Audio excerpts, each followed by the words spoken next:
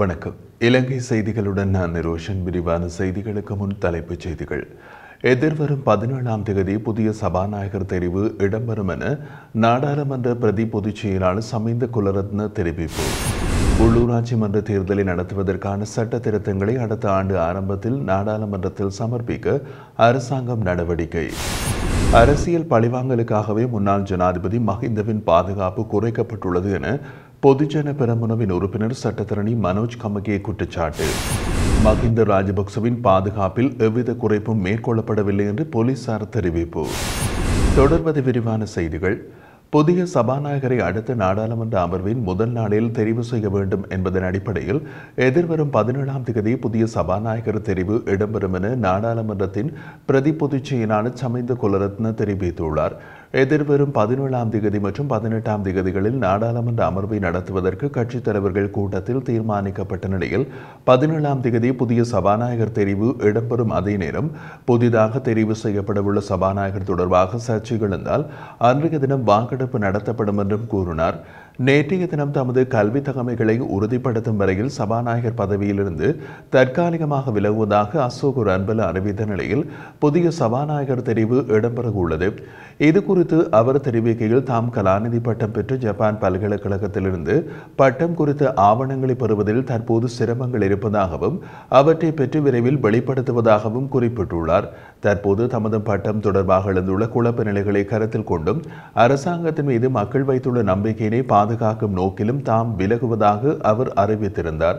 இதேவேளை இலங்கையின் அரசியல் அமைப்புக்கு அமைய 64 கீழ் 2வது சரத்தின்படி சபாநாயகர் ஒருவர் தமது பதவி விலகலை ஜனாதிபதிக்கு கடிதம் மூலம் அறிவிக்க வேண்டும் என்றும் அதனை ஜனாதிபதி ஏற்றுக்கொண்டதன் பின்னர் பதவி விலகல் நடைமுறைக்கு வரும் என்று நாடாளுமன்ற பிரதி பொதுச் செயலாளர் சமிந்த குலரத்ன தெரிவித்துள்ளார்.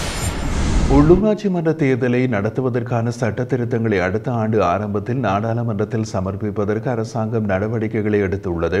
உள்ளூராட்சி மன்ற தேர்தலை கடந்த ஆண்டு மார்ச் மாதத்தில் நடத்த வேட்பு மனுக்கள் கோரப்பட்டிருந்த போதிலும் கடந்த அரசாங்கம் தேர்தலை நடத்த உரிய நிதி ஒதுக்கீடுகளை மேற்கொண்டிருக்காமையினால் தேர்தலை ஒத்திவைப்பதாக தேர்தல்கள் ஆணைக்குழு அறிவித்திருந்தது. எனினும் கடந்த ஆகஸ்ட் மாதம் உயர்நீதிமன்றம் உள்ளூராட்சி மன்ற தேர்தலை விரைவாக நடத்துமாறு உத்தரவிட்டது. அதன் பிரகாரம் எதிர்வரும் ஜனவரி மாதம் தேர்தலை நடத்த உள்ளதாக தேர்தல்கள் ஆணைக்குழு கூறியிருந்தது. என்றாலும் புதிய அரசாங்கம் அமைந்து குறுகிய காலமே ஆகியுள்ளதாலும் 2025ஆம் ஆண்டு நிதியாண்டுக்கான வரவு செலவு திட்டம் மார்ச் மாதமே நாடாளுமன்றத்தில் நிறைவேற்றப்படும் என்பதாலும் உள்ளூராட்சி மன்ற தேர்தலை ஒத்திவைக்க தீர்மானிக்கப்பட்டுள்ளது. அத்துடன் புதிய வேட்பு மனுக்களின் கீழ் தேர்தலை நடத்தவும் கட்சித் தலைவர்கள் இணக்கம் வெளியிட்டுள்ளார்கள். இதனால் எதிர்வரும் ஏப்ரல் மாதம் உள்ளூராட்சி தேர்தலை நடத்த அரசாங்கம் உத்தேசித்துள்ளதுடன் அதற்கான சட்ட திருத்தங்களை அடுத்த ஆண்டு ஆரம்பத்தில் நிறைவேற்றவும் உத்தேசிக்கப்பட்டுள்ளது. ஜனாதிபதி அனுரகுமார திசாநாயக்க நாளை இந்தியாவுக்கு பயணம் மேற்கொள்ள உள்ளதாக ஜனாதிபதி ஊடக பிரிவு தெரிவிக்கின்றது. எதிர்வரும் 17ஆம் தேதி வரையில் டெல்லியில் தங்கியிருக்கும் ஜனாதிபதி இந்திய ஜனாதிபதி திரௌபதி முர்மு மற்றும் இந்திய பிரதமர் நரேந்திர மோடியோடு இருதரப்பு கலந்துரையாடல்களை நடத்த உள்ளதாக தெரிவிக்கப்படுகிறது. இந்த விஜயத்தின் போது வெளிவிவகார அமைச்சர் விஜித ஹேரத் பிரதி அமைச்சர் ஆகியோர் ஜனாதிபதியோடு செல்ல உள்ளதுடன் இலங்கைக்கும் இந்தியாவுக்கும் இடையில் புதிய புரிந்துணர்வு உடன்படிக்கைகளும் இந்த விஜயத்தின் போது கைச்சாத்திடப்பட உள்ளது. அதேவேளை ஜனாதிபதி அனுரகுமார திசாநாயக்க ஜனாதிபதியாக பதவியேற்ற பின்னர் மேற்கொள்ளப்படும் முதலாவது வெளிநாட்டு பயணம் இது என்பதும் குறிப்பிடத்தக்கது. முன்னாள் ஜனாதிபதி மஹிந்த ராஜபக்சவின் பாதுகாப்புக்காக ஈடுபட்டிருந்த 116 மேலதிக பாதுகாப்பு அதிகாரிகள் ஜனாதிபதியுடன் இறுதி புகைப்படத்தை எடுத்துக்கொண்டு அங்கிருந்து வெளியேறியுள்ளதாக அறிவிக்கப்பட்டுள்ளது. முன்னாள் ஜனாதிபதிகளின் பாதுகாப்புக்காக ஈடுபடுத்தப்பட்டிருந்த பாதுகாப்பு அதிகாரிகளின் எண்ணிக்கை 60ஆக குறைக்க போலீசார் நடவடிக்கை எடுத்திருந்த நிலையில் மேலதிக பாதுகாப்பு அதிகாரிகள் வெளியேறியுள்ளார்கள். இந்த நிலையில் முன்னாள் ஜனாதிபதி மஹிந்த ராஜபக்சவின் பாதுகாப்புக்காக பிரதான பாதுகாப்பு அதிகாரிகள், நிர்வாக அதிகாரிகள் மற்றும் சாரதிகள் உள்ளிட்ட 60 பேர் மாத்திரமே பாதுகாப்பு கடமைகளில் ஈடுபட்டுள்ளனர். அதே நேரம் இது தொடர்பாக கருத்து வெளியிட்டுள்ள பொதுஜன பெரமுனவின் உறுப்பினர் சட்டத்தரணி மனோஜ் கமகே மஹிந்தவை கொலை செய்வதற்கு சாதகமான சூழலை ஏற்படுத்தி கொடுப்பதற்காகவா இவர்கள் மீள அழைக்கப்பட்டுள்ளார்கள் என்று சந்தேகம் எழுவதாக கூறியுள்ளார்.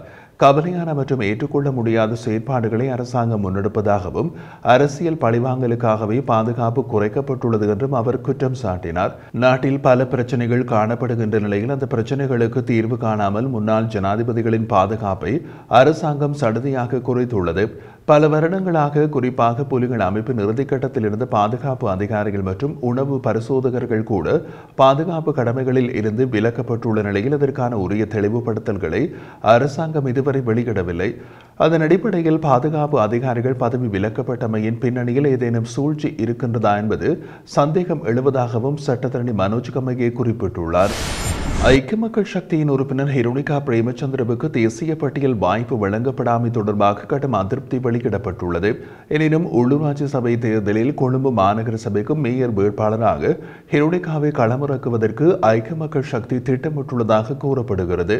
கடும் இழுபறைக்கு மத்தியில் தேசிய பட்டியல் பிரச்சினைக்கு ஐக்கிய மக்கள் சக்தி நேற்று தீர்வு கண்டுள்ளது. ஐக்கிய மக்கள் சக்தி கூட்டணி சிதையாத வகையில் பங்காளி கட்சிகளுக்கும் தேசிய பட்டியலூடாக வாய்ப்பு வழங்கப்பட்டுள்ளது. இதன்படி ஐக்கிய மக்கள் சக்திக்கு கிடைக்கப்பெற்ற 5 தேசிய பட்டியல் ஆசனங்களில் பங்காளி கட்சிகளோடு கைச்சாத்திடப்பட்ட புரிந்துணர்வு உடன்படிக்கைக்கு அமைய 3 ஆசனங்கள் ஒதுக்கப்பட்டுள்ளன. தமிழ் முற்போக்கு கூட்டணியின் தலைவர் மனோ கணேசன், ஸ்ரீலங்கா முஸ்லிம் காங்கிரசின் பொதுச் செயலாளர் நிஷாம் காரியப்பர், அகில இலங்கை மக்கள் காங்கிரஸ் உறுப்பினர் முகமது ஆகியோர் மற்றும் ஐக்கிய மக்கள் சக்தியினுடைய உறுப்பினர் சுஜீவ சேனசிங்க ஆகியோரின் பெயர்கள் தேர்தல்கள் ஆணைக்குழுவுக்கு அனுப்பி வைக்கப்பட்டுள்ளது. ஐக்கிய மக்கள் சக்தியின் பொதுச் செயலாளர் ரஞ்சித் மத்தும பண்டார தேசிய பட்டியல் உறுப்பினராக இதற்கு முன்னர் பெயரிடப்பட்டிருந்தமையும் குறிப்பிடத்தக்கது. இலங்கைக்கான இந்திய உயர்ஸ்தானிகர் சந்தோஷா இலங்கை பிரதமர் கலாநிதி ஹரணி அமரசூரியவை பிரதமர் அலுவலகத்தில் சந்தித்து கலந்துரையாடினார். இந்த சந்திப்பு இரு நாடுகளுக்கும் இடையிலான நீண்டகால நட்புறவு மற்றும் மூலோபாய கூட்டாண்மையை எடுத்து காட்டுவதாக அமைந்துள்ளது. அத்துடன் தற்போது பல்வேறு அபிவிருத்தி நிலைகளில் உள்ள பல இருதரப்பு திட்டங்களின் முன்னேற்றம் குறித்தும் இந்த கலந்துரையாடல்களின் போது கவனம் செலுத்தப்பட்டுள்ளது.